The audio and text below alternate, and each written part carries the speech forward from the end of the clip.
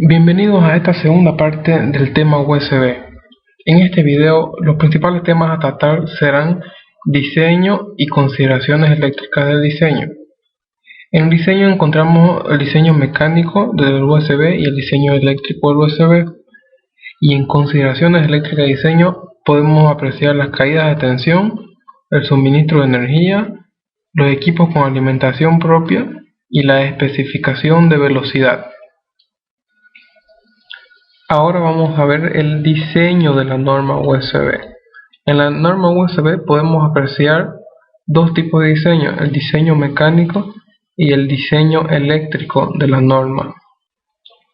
Vamos a empezar primero con el diseño mecánico.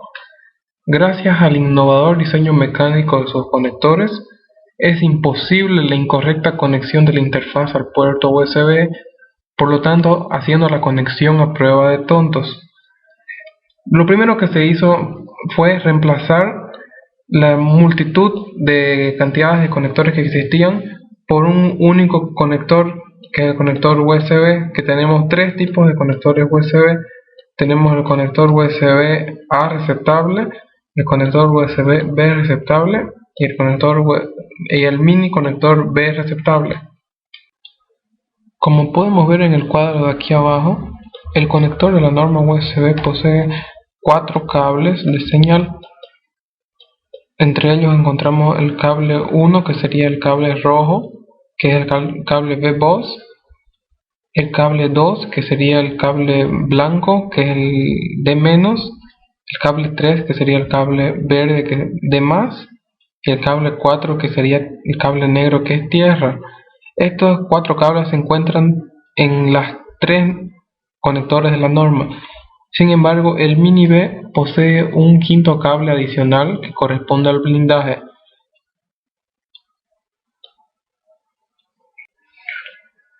Como otro componente del diseño mecánico de la norma USB tenemos los cables. La norma USB define 3 tipos diferentes de cables. El cable High Full, este cable blindado con conector A y B o mini B en los extremos, permite toda la capacidad de transmisión de la norma. El cable cautivo, este cable blindado con conector A en un extremo y conector propietario en el otro extremo, es específico para un tipo y una marca de equipo. Podría inclusive no existir el conector en el extremo del dispositivo y estar físicamente cableado en el aparato, como vemos aquí en el ejemplo de la imagen. Y el cable de baja velocidad es un cable de bajo rendimiento orientado a conectarse ya sea mediante un conector tipo B o directamente cableado en el dispositivo en equipos de baja velocidad, como por ejemplo el ratón. Bueno, ahora pasamos a ver el diseño eléctrico de la norma USB. El principal componente del diseño eléctrico de la norma USB son los transceivers. ¿Pero qué son los transceivers? Los transceivers son componentes electrónicos que permiten transformar las señales eléctricas que viajan por el cable de datos en dígitos binarios para ser interpretados por la lógica del controlador. A cada extremo del enlace de comunicación entre el host, hub y dispositivo se encuentran los transceivers. El transceiver upstream en transceiver host está instalado en el host o en los puertos de salida de los hubs. Por otro lado, los downstream en transceiver están instalados en los dispositivos o en el puerto de entrada de los hubs. Ambos transceivers son bastante similares, a excepción de las resistencias. En el primer caso está conectado hacia tierra, mientras que en el segundo hacia 3.3 volts. Estas resistencias le permiten a los equipos identificar la presencia del otro extremo. En el gráfico se ve que la línea de datos D+ y D- pueden ser manejadas individualmente, o se puede aplicar una operación diferencial para determinar el dato a ser enviado. El valor alto máximo es de 3.3 BDC. En el proceso de la recepción de datos o señalización, cada receptor individual en cada línea es capaz de detectar señales de un solo terminal, también llamadas SEO, Single Ended Zero, en las que ambas líneas son bajos y son utilizadas para señalización. Igualmente, se puede aplicar la operación diferencial para tener una recepción confiable de datos. Ahora las consideraciones eléctricas de diseño. Como consideraciones eléctricas de diseño tenemos 4 puntos importantes: las caídas de tensión, la alimentación, los equipos con alimentación propia y la especificación de velocidad. Vamos primero con las caídas de tensión. Al momento de diseñar, se debe tomar en cuenta que la tensión de salida del puerto es nominalmente 5 VDC, pero esto no significa que todo el tiempo tenga esa tensión. De hecho, debido al drenaje de corriente por el consumo de los dispositivos conectados, esta tensión puede bajar hasta 4.3 VDC e incluso hasta 4 VDC en algunos momentos transitorios, como por ejemplo cuando un nuevo dispositivo es conectado al bus y empieza a requerir corriente.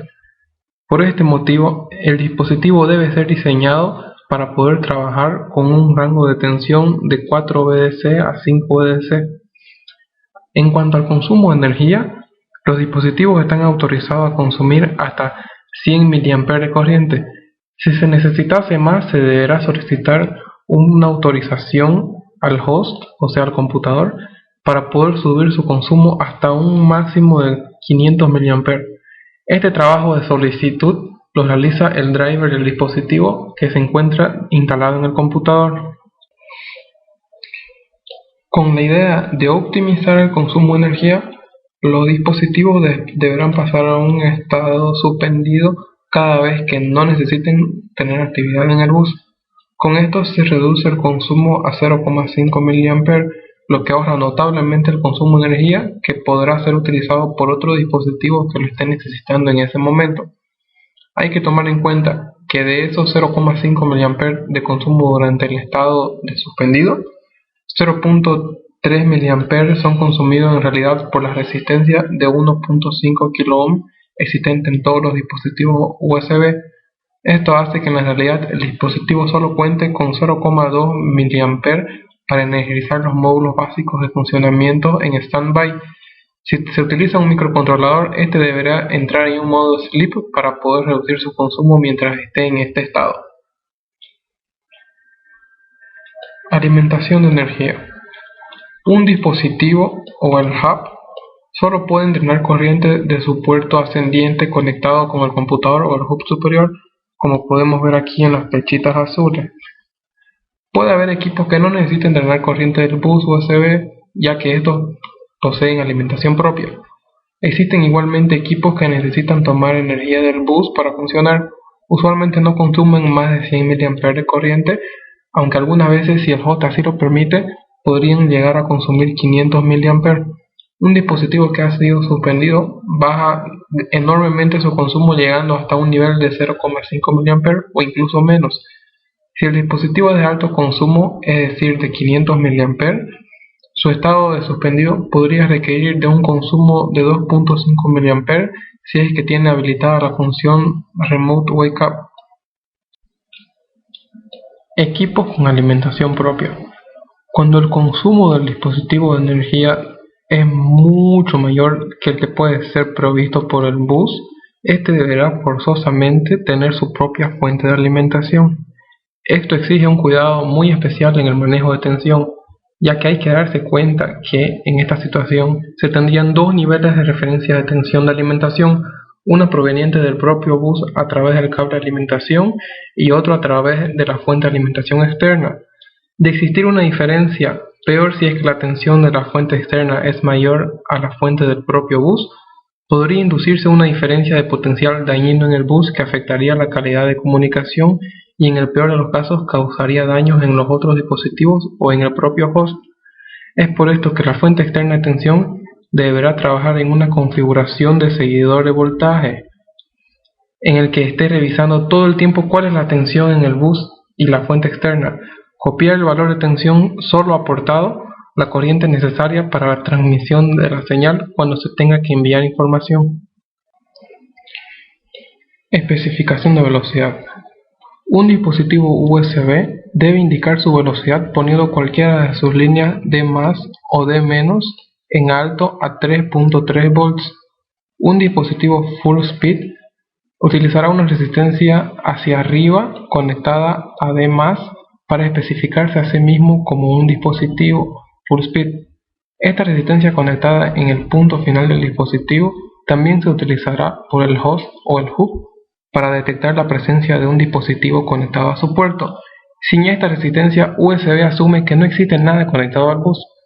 Algunos dispositivos vienen con esta resistencia incorporada internamente en su silicio, la cual pueden encender y apagar mediante firmware. Otros requieren una resistencia externa. Un dispositivo low speed utilizará una resistencia conectada hacia arriba a D- para especificarse a sí mismo como un dispositivo low speed. Los dispositivos high speed comenzarán conectándose como dispositivos full speed 1.5 kΩ a 3.3 volts. Una vez hayan sido adjuntos, va a realizar una high speed chirp durante el reset y se establecerá la conexión high speed si el hub lo soporta. Si el dispositivo opera en modo high speed, entonces la resistencia se remueve para balancear la línea.